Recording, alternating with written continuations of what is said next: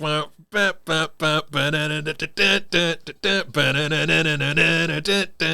don't get us demonetized.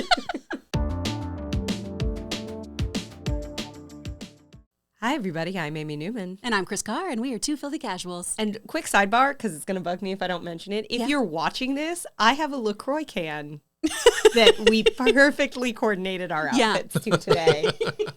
Sponsor us. It is blue and yellow, and we are rocking. We look like this Sunshine LaCroix. Does it taste like sunshine? I don't fucking know. Amy, this is how we get the sponsorship. So many people have been like, oh, what's that one taste like? Like a LaCroix. Yeah, like bubble water where someone maybe burped a flavor into it. Someone screamed the name of a fruit in the other room, and I went, oh, maybe. Hey, LaCroix. So I just had to shout that out, because when I noticed that, I was like, that's content. I couldn't have just said it before we started. I like it. We know that getting into a new fandom can be intimidating with all the gatekeepers out there. It sure can. And that's why on this podcast, we invite on a super fan. That way you can ask your questions, they can talk about why they love something, and you can dip your toe in sans judgment. And today, we've got such a good guest. He is one of the nicest people I know, truly, which is saying something, because LA is, you got to find your nice people. You really, really do. He is an incredible music editor for TV and film. It's Michael Trailer.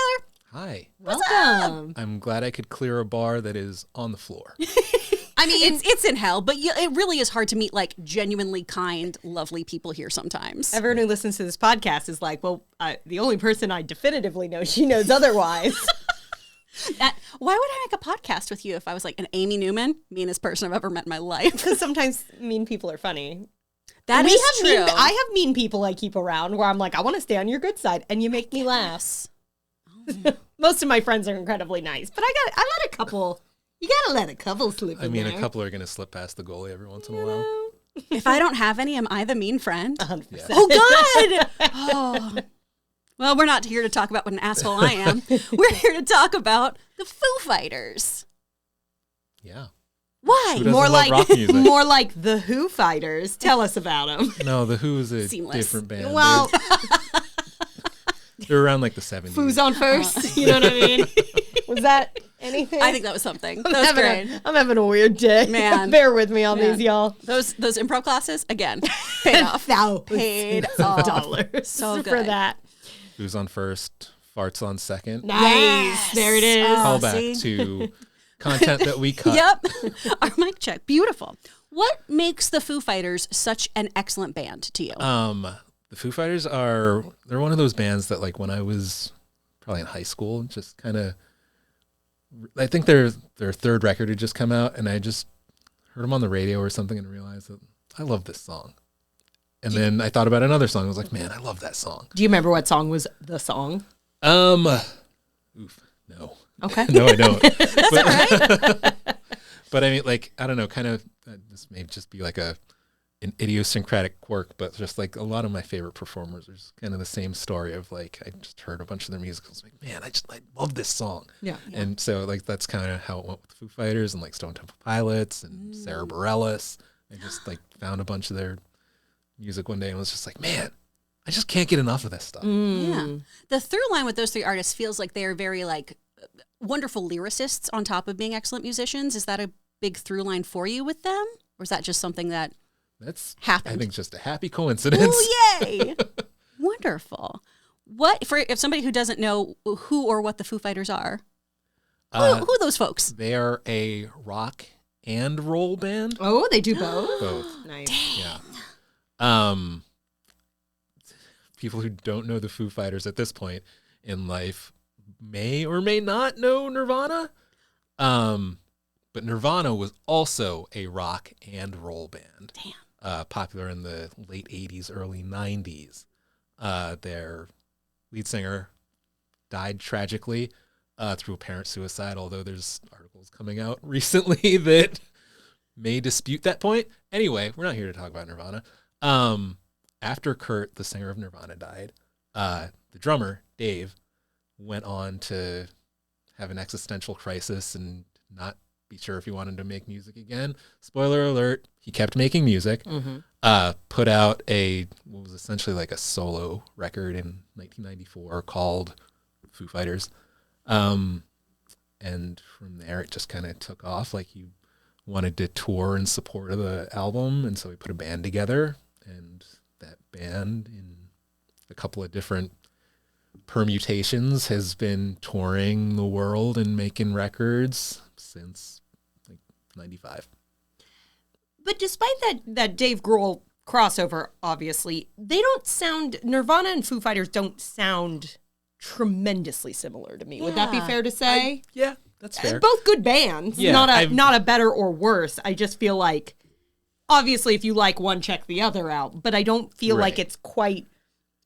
It didn't feel like he was just trying to do more Nirvana. Yeah, it wasn't just like the 7th Nirvana album came out. Right. But it also depends on who you ask. There are some folks who think that just singing in English is rock music, and it's all the same. So it depends on where you fall on that spectrum. Yeah. But I mean, like, yeah, there are Foo Fighters songs that are very like just simple and loud and heavy, which I generally equate more with Nirvana. And then there's also some that are more like complex harmonically. Yeah. I feel like Foo Fighters gets away from the grunge of Nirvana, which Nirvana obviously They're kind of like the zenith of what we think of as grunge music. Yeah. Absolutely. So how would you kind of define Foo Fighters' sound or vibe, or is there, I feel like some bands have a like, I don't know, like there's very much like a guy I associate, like we talked about Blink-182. Yeah. There's like a Blink-182 guy to me. Is there like a Foo Fighters culture? Much to my chagrin, Foo Fighters has started to appear on like dad rock playlists, but like stepping outside of just my own discomfort with that label. Yeah, I mean, it checks out. I'm 41. You know, that's the band that I loved when I was 15. Yeah. So.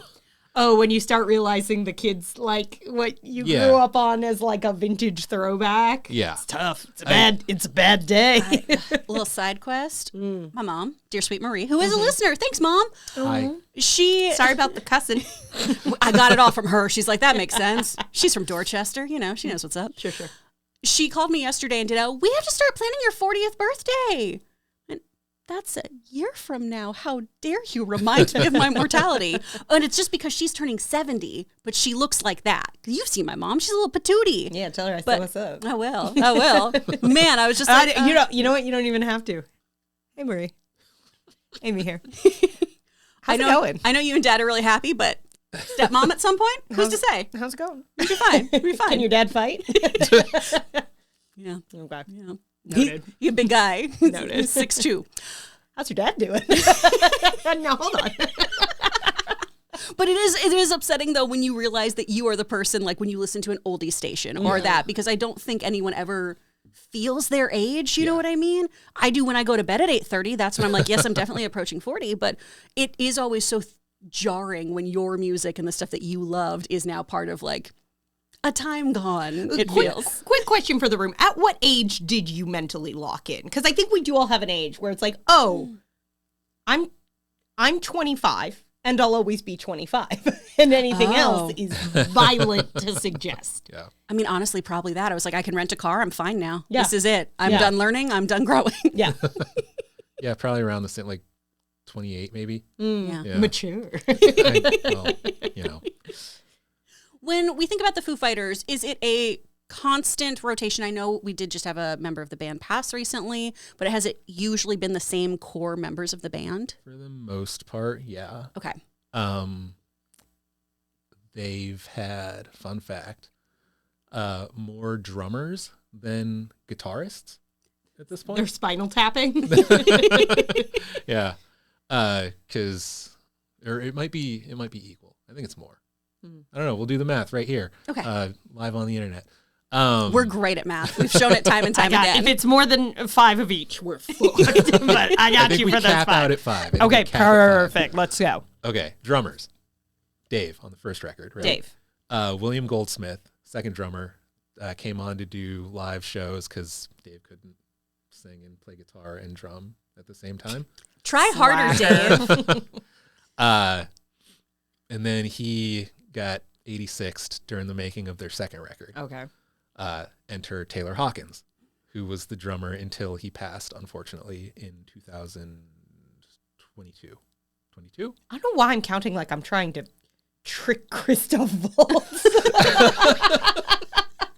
I've never done numbers like this before in my life, but go on. Just realized I'm doing it very weird for me. I'm doing it the like. I love it. Yeah. Yeah. What is that, European way? The German way. Thank you. Yeah. Which is European. You were correct, too. Square rectangle. More specific to Yes, say yeah. German.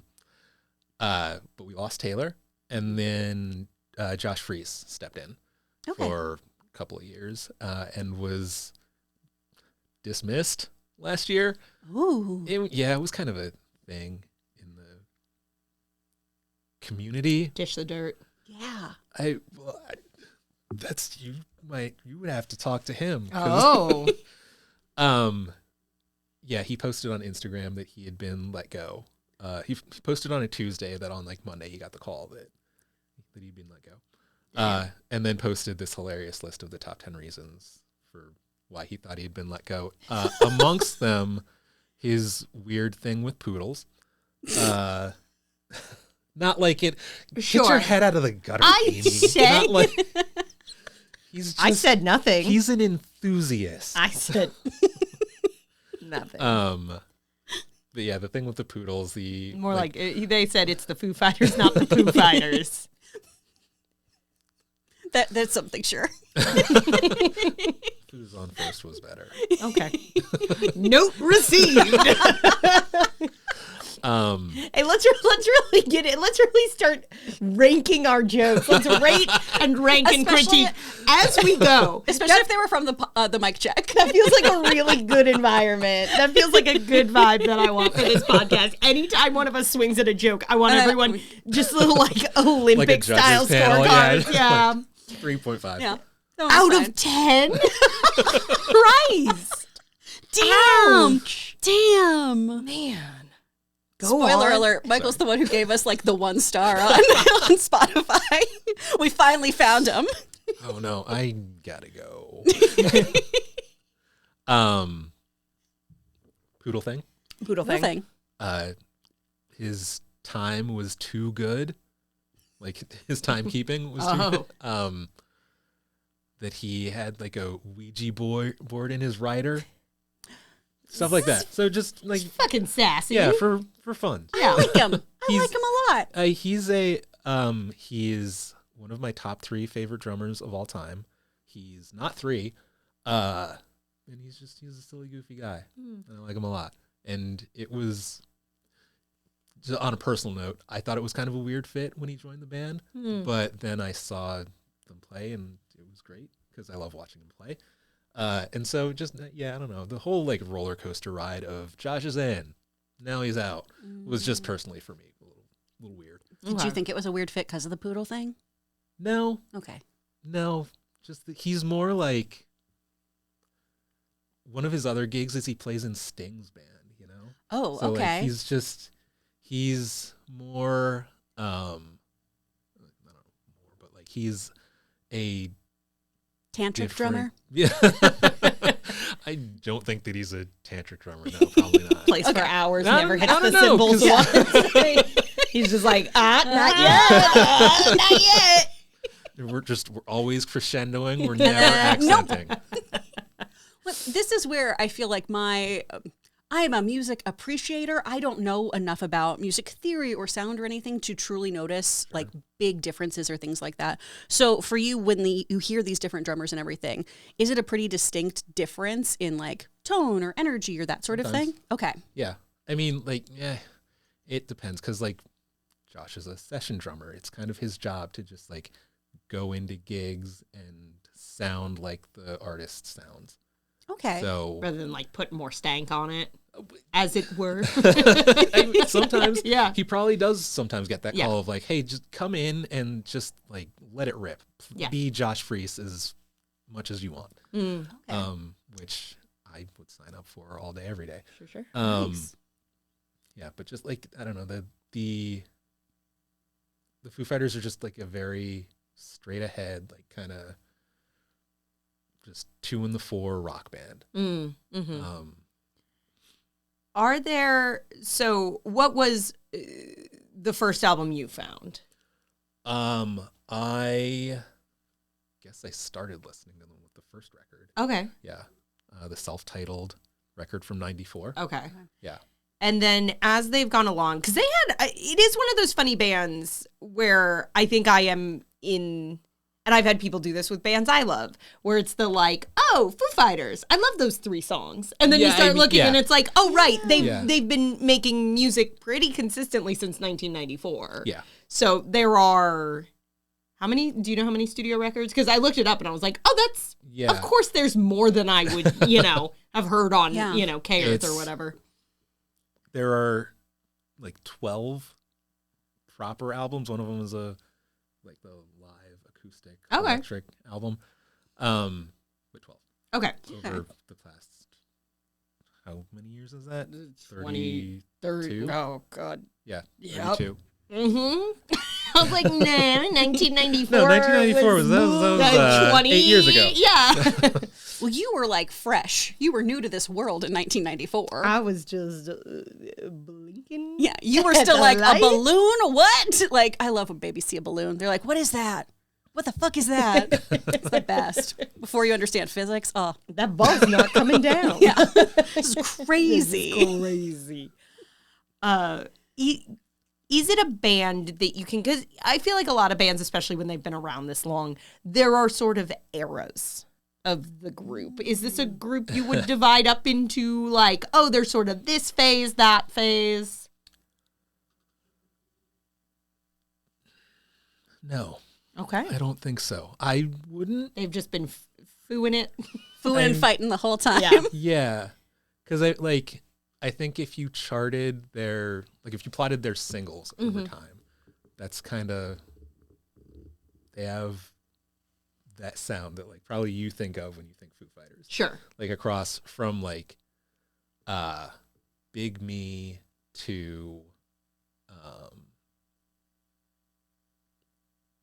Asking for a Friend is their most recent single. Okay. That's probably like plus or minus kind of sounds the same. So they're a group, because I do feel like when you are a long-standing musical act, I feel like there's sort of 2 paths to take, and neither is better than the other. But you do get those groups that are very like, we're going to keep kind of reinventing what we're doing. We're going to keep changing. We're going to keep growing. And then you have groups that kind of go, here's our sound. Here's what we do. We're going to just keep doing that well. And it sounds like they're sort of B category. I would argue that they're a little bit both. Okay. Just because like the singles, like if you plotted those over time, that's kind of the vibe. But like the album cuts can be pretty far flung. Okay. So that's where the more of the experimentation happens as a group. Yeah. Okay. With that kind of thing in mind, we did have Joseph DeFilippis ask, what's the best album for a new listener to get into Foo Fighters? Best album for a new listener. Probably, if I were going to give someone a record to like just listen to for the first time, would probably be Color and the Shape, their second record. Okay. Which that's the one with like Monkey Wrench and Everlong. Okay. But it's just like, it still came out in 97, so it still has a lot of that like very 90s sound to it. Nice. Which I don't know, I guess is like if you're getting into the Foo Fighters now in the year of our Lord 2026, that's kind of the vibe that you're looking for. Yeah. I think, if I had to like gun to my head, if I had to choose a favorite record, which we do. Yeah. Don't turn around. I forgot to tell you that is how we interview here. But like if I had to choose one, I'd probably say Wasting Light from 2011. Okay. That could be wrong. I might be wrong on that. That's okay. Okay. That's not what the gun's there. We need an answer, not an accurate answer. Yeah, Right, we don't right. fact check on this podcast. It's fine. fine. It's fine. We don't do any of that. So you referenced seeing this band live. Yes. How many times have you caught them in concert? So for someone who is now on a podcast talking about them, not that many. I want to say like 4. That's Okay, that's I still feel solid. like that's plenty. Well, thank you for validating me. That's a good amount. I really love Weezer. I've only seen him once. You know? Yeah, All right. you're there- fine. Yeah. Okay. Okay. In this economy, We don't need receipts for Touche. your love. with the Touche. Ticketmaster fees, what Man. more could we ask of you? Oof. Oof, indeed. How are they live? A lot of fun. A lot of fun. Very loud. Ooh, we love that. Yeah. We love a good loud band. We did get a question from Tiffany Brain. Who? Who's to say? She wanted to know, what is the best Foo Fighters audience interaction and why is it Kiss Guy? I assume that means something to you. So it's not like, don't think like Coldplay Kiss Cam Well, guy. never mind. It's- Next question. Okay. I want, Sorry, I Tiffany. want some drama. They've had a guy who like dresses in full on Kiss makeup. Do you go to Foo Fighters concerts? Yeah. But they like brought him up on stage and jammed with him. And so, they will do that every now and again, is like pull someone from the crowd and say, "Hey, can you play guitar?" Well, I hope so, because otherwise this is going to suck for 10,000 people. Yeah. And we'll jam. Wow. This guy's shredded too. Yeah. Like, the people who they pull, usually it's very confidently like, yeah, I can play your songs. Yeah. Well, we should do some reactions because they're so fun. They're such great videos. Because again, as somebody who's not musically inclined, it blows my mind to just be like, yeah, let me take your guitar and I'll just play with you guys right now. Right. Like, it's kind of the same thing as you as an improviser, where I'm like, I can't just seamlessly jump into a thing sometimes. Like, Oh, me neither. That's not my strong suit. That's why I did stand up and never improv, whereas you do both. Like, I'm always blown away by those people who are like, oh yeah, let me just like do the thing that you do immediately. I want to go on record and say, look, I love what I do. However, I personally find it so much more impressive when someone can like rip a guitar solo than me jumping up and being like, uh-oh, I made a pizza out of farts. Like, you know what I mean? It's not quite the same. Both have value, and I do gravitate towards one more than the other. I'm gonna be honest. Farts a pie, you know? Yeah. Is that, it was, what do we think? Was that anything? We're on a 10. Is that Solid 6. okay? Back in the game. Yes, I really love that video of the little gal drummer that they brought up too. I mean, for me, that's probably my number one fan interaction. She's a beast. Little girl who could. A wee lass who just is playing along with the Foo Fighters. Hell and, yeah. She's like, She's like 8 years old when they first What? met. Yeah. yeah. And And Dave now- Grohl's just like, she's better than me. yeah. Well, she probably couldn't have come up with farts a pie. Yeah. So we all have our skills. Yeah, they're different disciplines, you know? And you are a master of yours. Discipline. Too kind, too kind. Averaging 4.5. So Thank you. We also have a question from Als Brooks David. Do you prefer the acoustic or full band version of Times Like These? Because they kind of do a mix of both, right? They'll like every now and then play some stuff that is like exactly as produced, and then they kind of do those other sets. yeah. There have been a few, like live, there have been a few versions of Times Like These. There's just the like straight up, like the record, full band, which is a blast. For a while, like I guess a short while, they would do a thing where like, for the encore, Dave would come out and start playing Times Like These, and then the rest of the band would finish the song, and that was a lot of fun. Just 'cause, like the dynamic range of the two halves of it. Then they did a thing where Rami, their keyboard player, and Dave would just like do this kind of like ethereal Pink Floyd-ish almost version, and then like bring the rest of the band out for like the last chorus. And that was fun. That was kind of a left turn. That's, I guess, if you want to consider that like an emblem of a different era, then there you go. But when I saw them the last time, they just kind of went for it and just did the whole like full band thing. And Yeah. I think I kind of missed that version. Mm. You missed the like full band, or you missed the acoustic? Yeah, well, I missed seeing them just like wail on Yeah. the whole like all electric version of it. So this sounds like a band that, again, most people can name at least a couple of the hits, but it does sound like there's a little bit more than like a very casual fan would expect here.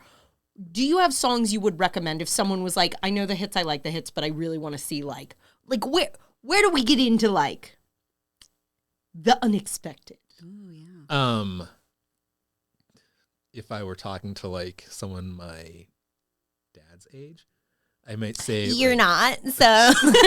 No, but I'm you're telling me that you guys aren't 78 years old? We've just established. I have recently thought about, rather than trying to lie about being young, maybe I'll lie about being old, because then everyone would be like, you look great. Yeah, you look great for 78. 70?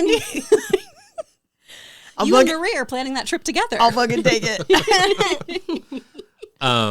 No, but if we're talking to someone who was more into like classic rock, Sure. I might say like Generator Okay. from the third record, because it's unique that it's I think they're the only song where they recorded with a talk box, which Fun. Peter Frampton popularized. Yeah. Yeah, and I don't know, it's fun. There's the whole like wow wow of it.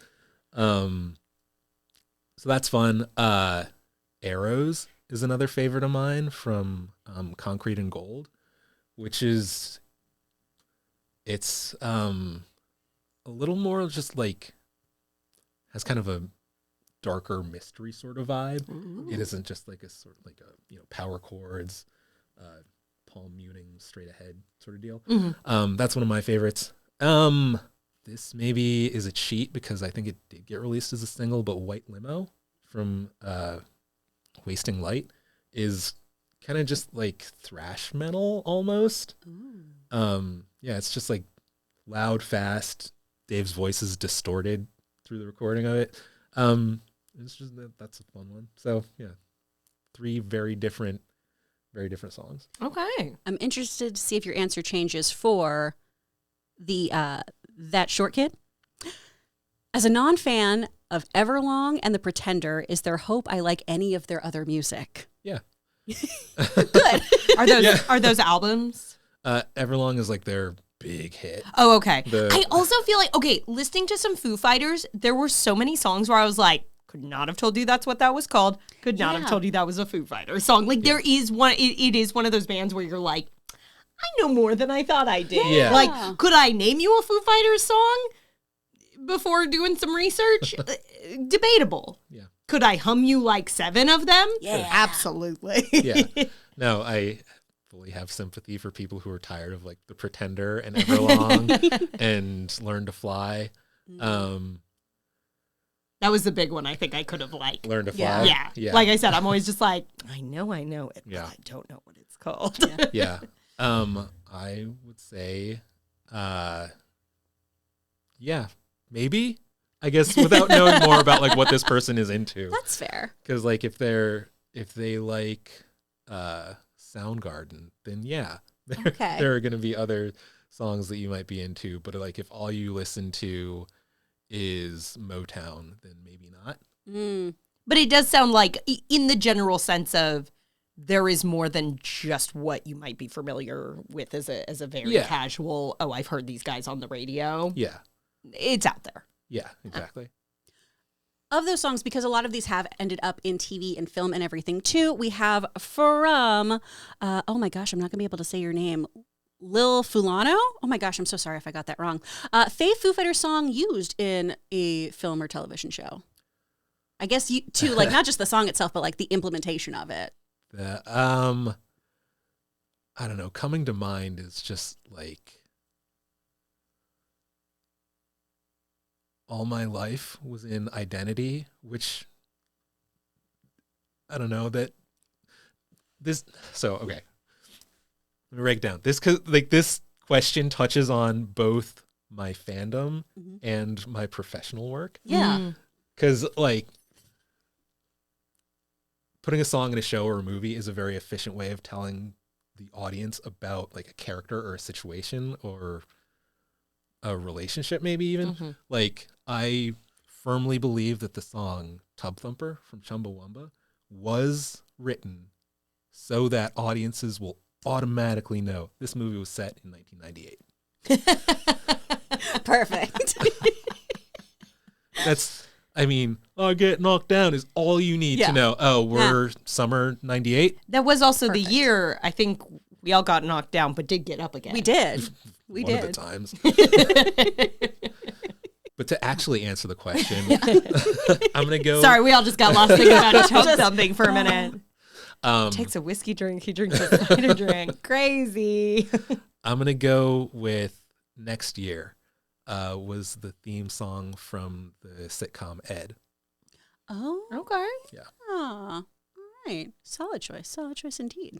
That is just such an interesting sidebar, though. Just how effective a needle drop can be when used well, too. Because, it tells you a bunch, and then it's also just the quickest way. Like, how many times I can think of many, many things I've watched recently where I was like, I kind of care. And then they, hit you with a good needle drop, and you're like, I am in. Why am I crying all of a sudden?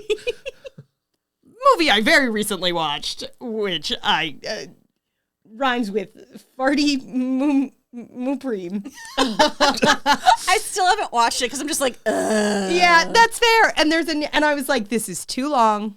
This is too long. Mm-hmm. It's not awful. It's fine. And then there's a needle drop at the end where I was like, did I cry because that movie impacted me, or did I cry because I love, spoiler alert, Everybody Wants to Rule the World, and I will just get kind of teared up every time I hear "Welcome to Your Life, There's No Turning Back."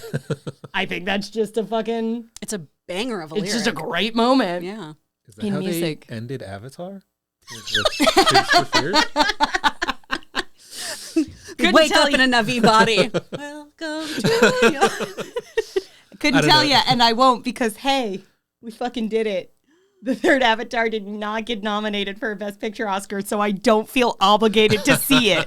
I've been trying to tap out of those movies for a while now. Yeah. And I keep going, oh, fuck, it's not going to be the only Best Picture nominee I don't catch. Yeah. Dodge that bullet. I'm fucking free. Dodge the fire, dodge the ash. Welcome to my life. There's no turning back. I will not see another Avatar movie. I don't know. They're making 19 more of them. Good for them, and good for you if you want to watch them. 19 more chances for a Best Picture nom. Approximately 8 weeks of movie with how long these fucking things are getting. This is a really great little segue, actually, because I always forget about this. Slab Dragon brings this up. How was their horror film received? I always forget that there was a Foo Fighters movie. This is their Spice World. How did people like it? Tell me everything about this. Okay. Maybe this is my filthy casual coming out. I haven't seen it. Oh. I don't know anyone who has seen it. That's why I'm always like, they did do a horror movie. When was this? Studio 666 came out in 2022. Oh, too late. Too late for a Foo Fighters movie. I'm sorry. On IMDb, it has 3 stars. Hey, I remember seeing trailers for it, though, and I obviously never got around to seeing it. But I was just like, this could be fun. I like these guys, and it seems like horror comedy. Not that they're not still popular, but I completely assumed this was 2005 or earlier. You know what I mean? Yeah. Or capitalizing around the time of Tenacious D and The Pick of Destiny. Sure. Yeah. No, those are logical assumptions. But it came out, and I'm not really a horror movie guy, so I was like, I don't know, I'll listen to the soundtrack. Yeah. But then Taylor died not too long after that, and I was like, I don't need to see a movie where one of my favorite performers dies after he has died. Yeah. So I don't know. That's just that's fair. Not something I've circled back to. Yeah. Fascinating. Well, hopefully a more happy question here. This is from Michael Levin's Voice. What's up, Michael? Have you heard the Foos? Him, that one. Me. Okay, gotcha. You're like, I've been here the whole time. We do this thing where we get 2/3 into the podcast and then we go the 7th inning greeting. Good to see you. Good to see you. Have you heard the Foos cover of "Darling Nikki" by Prince? It's so good. Yeah, it is so good. That's not a question, but you are correct, sir. We get a lot of those. We're like, what questions do you have? And people are just like, I love this. And we're like. Another one is Ramirez Six saying, "What's the best Foo album and why is it wasting light?" Thank you. Correct. That was my gun to my head if I had to choose a favorite album. Yeah. Wasting Light. Man, look at that. We did get it was, and hey, We love all the. That's not me shitting on you if you write in just to say you love something. Yeah. Fuck yeah. We love that. That's the More whole podcast. positivity in this world. We'll take it. Tiffany also just wanted to know, what's the best Foo Fighters music video? Ooh. Gosh. That depends on who you are as a person. Oh. Break that down. What do you mean? Like, what For do an you- asshole like me, as we established at the top of this episode. Worst person I know, Chris Carr. Yeah. The meanest person you've ever met. What video would I like? Such a bully. You're not here when the mics go off, y'all. Who do you think set up the gun? That's just a mean stereotype. Just because I'm from Texas doesn't mean it would. It would mean. Yeah. I don't care that you're from Texas. You're just a monster. I'm just terrible. You could have been born anywhere. Your behavior is unforgivable, Christine. Government named. No. Oh.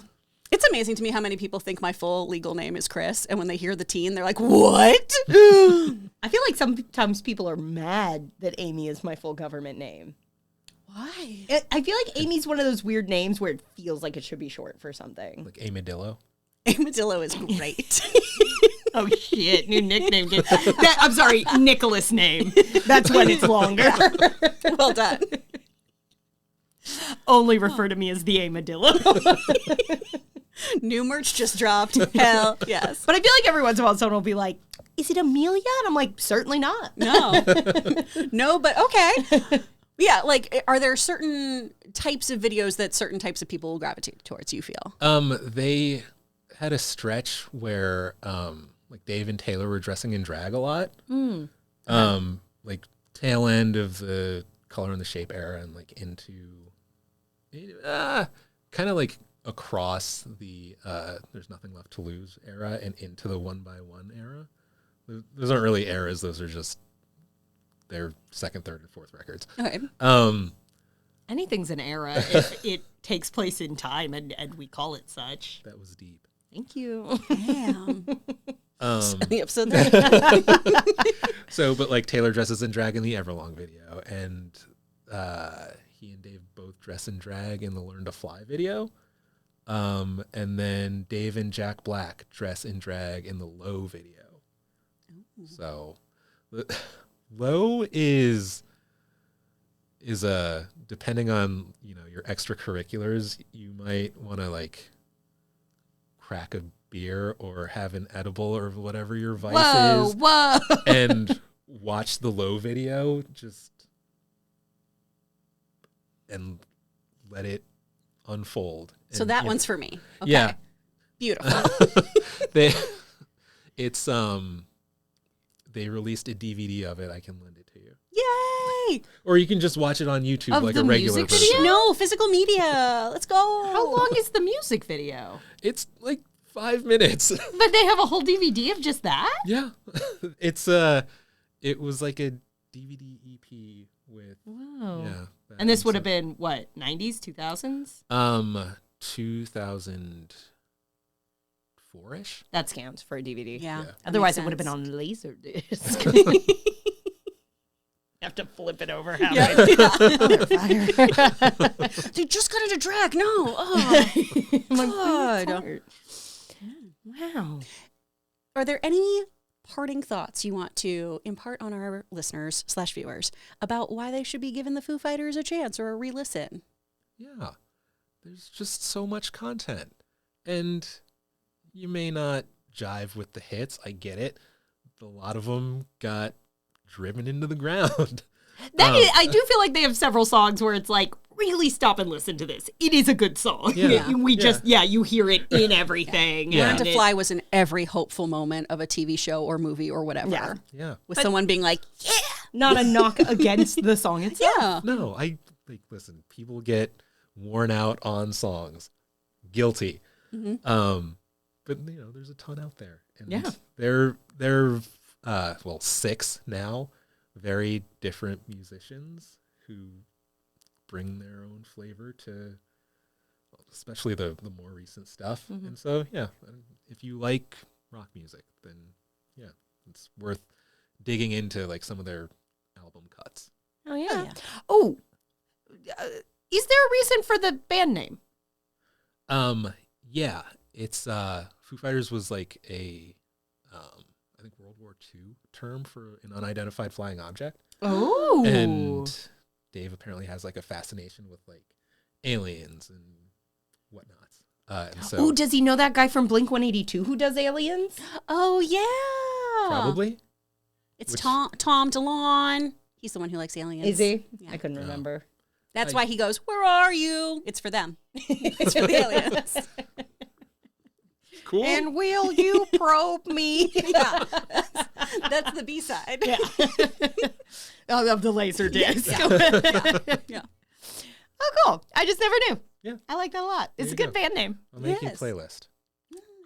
I'll fucking listen to it. Yes. I would hope so. I wouldn't have offered otherwise. Thank you so much for this. Thanks. I hate it. I'm sorry. What was I supposed to say? Okay. You could have just stopped at thanks. Yeah, thank you. I wanted to be clear about my intentions. Okay. What are your intentions with my playlist? Take it out for dinner first. Give it a good old spin. I really see a future with that playlist. I want to make an honest playlist of her. That's so good. Love it. Final thoughts. We didn't finish counting drummers. Oh, shoot. Am I doing it? Ow! How do they do 4? Okay. My little pinky. Like this, like a normal No, person. because then they'll know I'm not German or something. Who? It's been a minute since I've Who's seen that they? movie. Christoph Waltz. Oh, wait, no, it's Michael Fassbender. Oh. It's been a hot second since I've seen that movie. Dave, William Goldsmith, Taylor, Josh Freese, and now Ilan Rubin is their current drummer. That doesn't sound like a real name. How'd I end up with 5 and you ended up with 6? Did I do too many? Yeah. Oh, no. Hey. I counted somebody's name twice. I was just told before we started there would be 5. So I was like, just get there. Just do 5 fingies. They'll think you know. They'll think you count. I can't still. I know. See, each episode we prove I don't know math at all. It's our public school systems have failed so many. Man, children. public school and in Texas. Against me. No child left behind. Yes, I was. Clearly. That's why I'm a literal personality hire now. I don't have any marketable skills. Girl. It's rough. Oh, man. Well, Michael, where can the people find you? Generally you can't. Fuck yeah. The dream. The coolest answer. I have Don't. socials, but they're kind of forgotten. Okay. If you Oh, really you're like mentally stable like that. Okay. What's that like? ups and downs. Okay. You know, honestly, if you want to dig up the time that I live tweeted watching Die Hard with my 2 best friends, Yes. my Twitter is Michael C. Trailer. Okay. And if you want to try to follow me on Instagram, and it's private, and I probably won't let you, that's also Michael C. Trailer. And it's trailer like Taylor, but with an R in there. Yeah.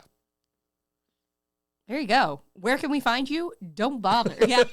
What's It's the a long fool's errand. Love that. You can try, But you for won't us, succeed. We crave your attention. we're Tinkerbells. We'll die without your applause. So refocus. Yeah. Refocus that energy over to us. You can find us on Instagram and maybe TikTok. That might still be a thing Yeah. as of this recording. TBD. At Two Filthy Casuals Pod. We're on YouTube if you want to see how nicely we match this LaCroix can and you're not watching. If you're watching, but you're like driving a car or want to, I don't know, look at a fucking sunset while you listen to this podcast. Why wouldn't you? Why wouldn't you take it in? Yeah. Take it in with these soothing tones. You finished the Foo Fighters playlist that you did listen to. Yeah. That I will listen to. And you put this on while you listen to a sunset. We're also there, wherever you get your podcasts. Smoothest outro I've ever done. Please like, subscribe, rate, and review. But hopefully you did it before I started this. Genuinely, it's like a top 5 for me. I'm really pleased. I had my review written and I was about to hit send, and then you And then, started doing the outro. Christ almighty. Oh, do you say Patreon? Patreon.com/twofilthycasualspod for bonus episodes. 2 extra for just $5 a month. You can't even get a cup of coffee for that, man. You truly cannot. No. One day we'll subscribe to coffee for $5 a month. That would be. Honestly, I'd be in. I think that exists at Panera. Does it really? Yeah. I don't drink like coffee, so I don't like know. a Gotta hit sip. them I think they up. call it like the sip pass. That can't be right. That can't be right. We're all That's going to too- call it that, though. That's too Hit up your ridiculous. local Panera and demand that. Thanks for being here. Thank you so much, Michael. Thanks We for appreciate having you. me. Of course. Thank you for being here. I'm gonna go take a nap. Until next time, I'm Amy Newman. I'm Chris Carr. And if you followed this fandom, you'd be home by now.